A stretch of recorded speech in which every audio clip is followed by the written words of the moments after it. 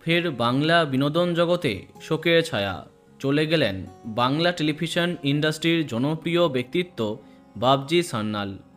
নিজের দীর্ঘ কেরিয়ারে প্রথম সারির বিভিন্ন চ্যানেলে গুরুত্বপূর্ণ পদের দায়িত্ব সামলেছেন তিনি।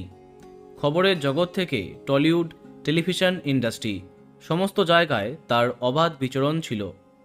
সম্প্রতি তার অকাল প্রয়াণে আকাশ আট চ্যানেলের তরফে শোক জ্ঞাপন করা হয়েছে, যাতে লেখা আছে, আমাদের পুরনো সহকর্মী বাবজি সান্যালের অকাল প্রয়াণে শোকাহত আকাশ আট পরিবার।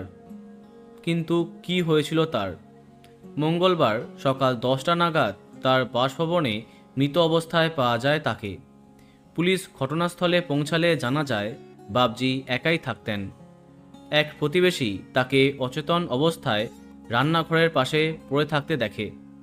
তড়িঘড়ি সকলকে খবর দিয়ে তাকে কাছের এক নার্সিংহোমে নিয়ে যাওয়া হয়, কিন্তু ততক্ষণে সব শেষ। ময়নাতদন্তে তার দেহে বাহ্যিক আঘাতের চিহ্ন পাওয়া যায়নি। বলা বাহুল্য, তার আকস্মিক প্রয়াণে শোকের ছায়া টেলিপাড়াতে। অনেক অভিনেতাই শোক জ্ঞাপন করেছেন। বন্ধুরা, ভিডিওটি এইটুকুই।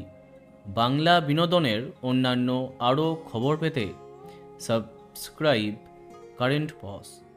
ধন্যবাদ।